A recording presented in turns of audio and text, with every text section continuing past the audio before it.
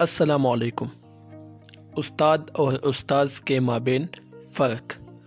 اردو زبان و ادب میں یہ دونوں الفاظ ایک ہی معنی میں استعمال ہوتے ہیں، لیکن ان کے مابین فرق ہے۔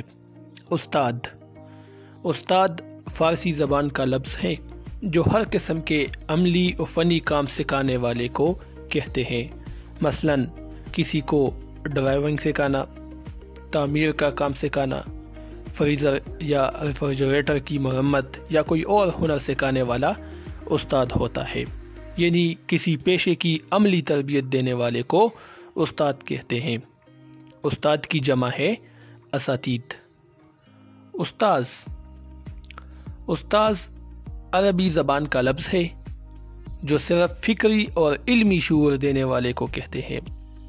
استاذ کا تعلق عموماً تعلیمی اداروں سے ہوتا ہے، یعنی پرائمری کا استاذ، ہائی اسکول کا استاذ یہ ہوتے ہیں نا، ان کا تعلق صرف علم سے ہوتا ہے، یہ صرف نصاب پڑھاتے ہیں۔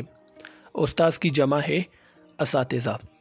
تو یہ فرق ہے استاد اور استاذ میں۔ اللہ حافظ۔